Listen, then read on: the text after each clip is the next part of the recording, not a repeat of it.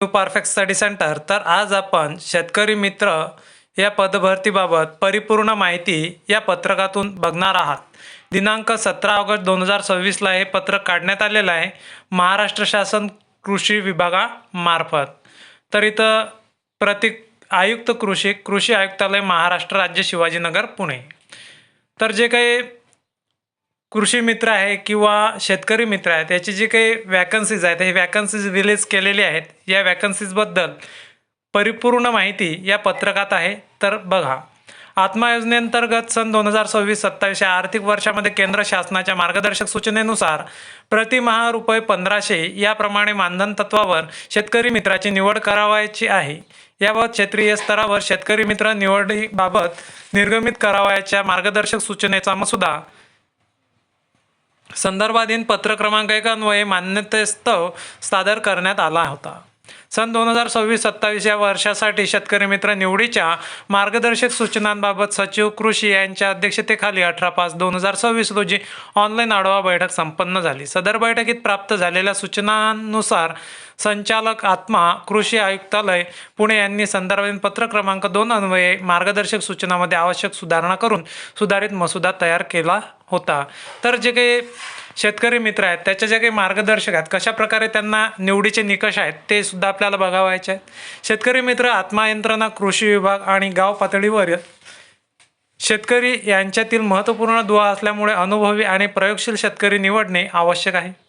शेतकरी मित्र हा कृषी क्षेत्रामध्ये आवड असणारा, कृषी क्षेत्रामध्ये नाविन्यपूर्ण प्रयोग करणारा, नवीन तंत्रज्ञानाचा स्वीकार करणारा, तंत्रज्ञानाच्या प्रसारासाठी स्वतःहून वेळ देणारा व कृषी विस्ताराचे कार्य हे स्वकर्तव्य समजून उत्साहाने करणारा असावा. तसेच तो इतर शेतकऱ्यांना बरोबर सामावून घेऊन कृषी विस्ताराचे कार्य करण्याचा कल असणारा असावा. शेतकरी मित्र हा कृषी विस्तार यंत्रणा व शेतकरी यांच्यातील महत्त्वाचा दुवा असल्याने शेतातील कौशल्य सिद्ध केलेले असावे, तसेच इतरास ते अनुकरणीय असावे.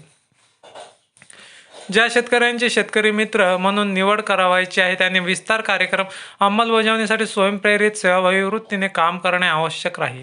शेतकरी मित्राचे आवश्यक तेथे कृषी विभागाच्या विविध मोबाईल ॲप आणि MIS पोर्टलवर माहिती भरावयाची तयारी असणे आवश्यक आहे. शेतकरी मित्राकडे गावातील व त्याच्या कार्यक्षेत्रातील शेतकऱ्यांशी संवाद साधण्याचे उत्तम संवाद कौशल्य असणे आवश्यक आहे. तसेच त्याच्याकडे कार्यक्षेत्रातील शेतकऱ्यांचे संघटन करण्याचे कौशल्य असणे अत्यावश्यक आहे. त्याच्याकडे कार्यक्षेत्रातील शेतकरी कृषी विभाग यांच्याशी समन्वय साधून काम करण्याची तयारी असणे आवश्यक आहे. शेतकरी मित्राने सातत्याने तालुका तंत्रज्ञान व्यवस्थापक BTM यांच्याशी संपर्कात राहणे व दिलेली कामे पूर्ण करणे आवश्यक राहील. आता किमान पात्रता आणि निकष काय आहेत? शेतकरी मित्राचे वय किमान 25 व कमाल 60 वर्ष असावे. शेतकरी मित्र हा संबंधित सहाय्यक कृषी अधिकाऱ्याच्या कार्यक्षेत्रातील गावातील रहिवासी व शेतकरी असावा. त्याच्यावर कोणत्याही प्रकारचा गुन्हा दाखल झालेला नसावा.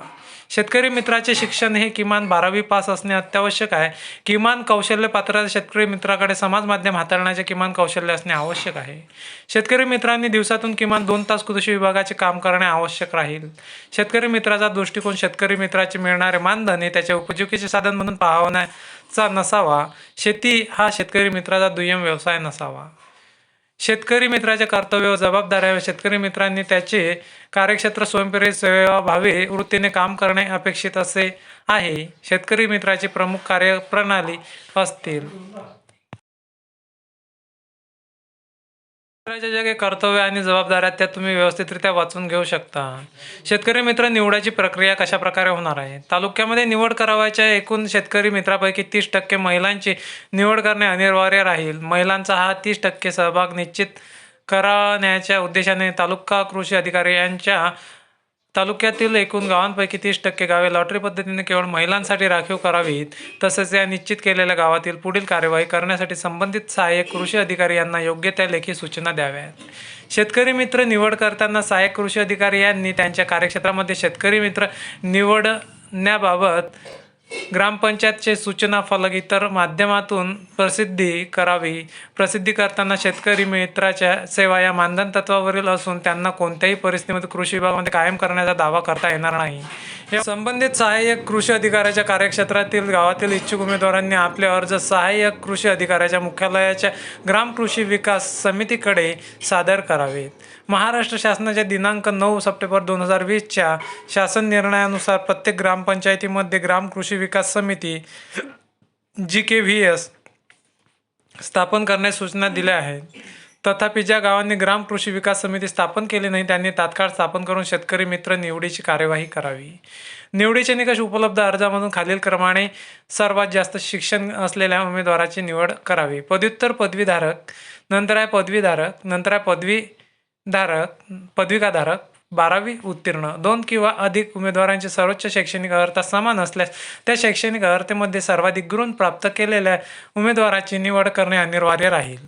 तथापि जर 2 किंवा अधिक उमेदवार पदव्युत्तर पदवीपेक्षा जास्त शैक्षणिक अर्हता धारण करत असतील तर अशा वेळी त्याच्या पदव्युत्तर पदवीच्या परीक्षेतील गुणांचा विचार करून त्या उमेदवारास सर्वाधिक गुण असतील त्याची निवड करावी. ग्राम कृषी विकास समितीने शेतकरी मित्र निवडीच्या निकषांना प्राप्त अर्जाची छाननी करायला पाहिजे. त्याचबरोबर तालुक्यामध्ये प्रत्येक मंजूर सहाय्यक कृषी अधिकारी पदासाठी एक शेतकरी मित्र याप्रमाणे शेतकरी मित्राची निवड करावी.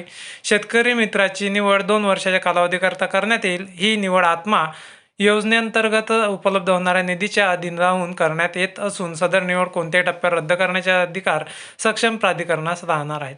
एखादा शेतकरी मित्र म्हणून निवड झालेला असल्यास त्यांना शेतकरी मित्र म्हणून निवडता येणार नाही. शेतकरी मित्र या क्षेत्रातीलच असणे आवश्यक आहे. शेतकरी मित्राच्या ज्ञानात भर पडावी याकरिता शेतकरी मित्राच्या कृषी विज्ञान केंद्र, कृषी विद्यापीठ, कृषी संशोधन केंद्र प्रत्यक्ष भेटी आयोजित कराव्यात. तसेच सहलीचे आयोजन करावेत. याचा खर्च आत्माच्या कॅफेटेरियामधून करण्यात येणार आहे. शेतकरी मित्रांचे कामाचे मूल्यांकन 2 वर्षाकरिता हे पद राहणार आहे आणि त्यामध्ये वार्षिक मूल्यांकन 100 गुण वगैरे त्याच्या ठरवून दिलेल्या आहेत.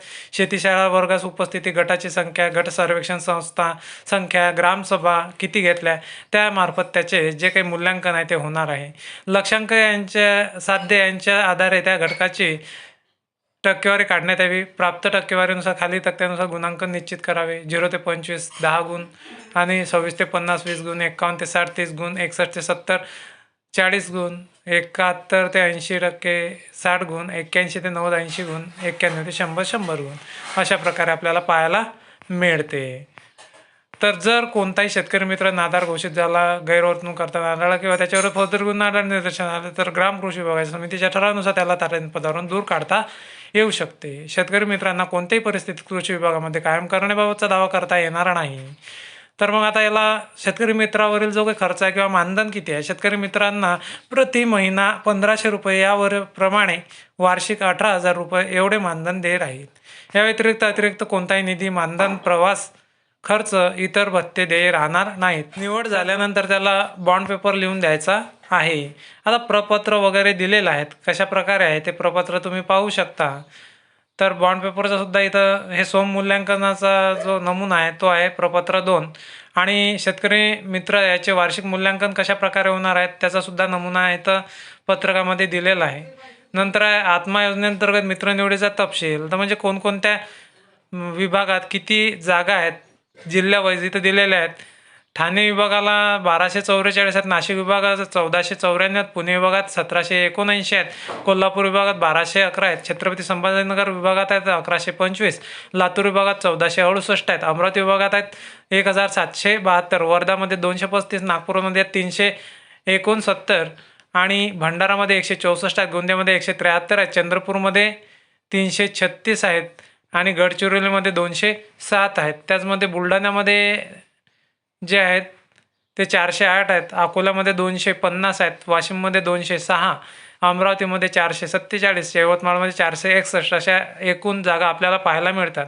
आणि त्याचप्रमाणे बॉन्ड पेपरवरती तुम्हाला काय लिहून द्यायचं, मी स्वयंप्रेरणा स्वयंस्फूर्तीने काम करण्यास इच्छुक आहे. मला माझ्या मानधनाव्यतिरिक्त कोणतेही अतिरिक्त भत्ता अथवा इतर देयके मिळणार नाही याची संपूर्ण कल्पना आहे व त्याबाबत माझी कोणतीही हरकत नाही. तसेच वरिष्ठ अधिकाऱ्यांनी दिलेल्या सूचनेनुसार बैठकीस अनुपस्थित राहिल्यास किंवा इतर कोणत्याही कारणामुळे माझी सेवा खंडित झाल्यास त्यास माझा कोणताही विरोध राहणार नाही. तसेच माझी सेवा नियमित करण्याबाबतही मी कोणताही दावा करणार नाही. हे तुम्हाला बॉन्ड पेपर लिहून देणं आहे कृषी विभागाकरिता. तर मग अशाच प्रकारचे शेतकरी मित्राची जी काही भरती आहे ते प्रत्येक गावामध्ये तालुक्याच्या कृषी विभागामार्फत राबवण्यात येणार आहे. तर अशाच प्रकारच्या नवनवीन अपडेट बघण्याकरता आपल्या चॅनलला लाईक, शेअर आणि सबस्क्राईब करायला विसरू नका. धन्यवाद.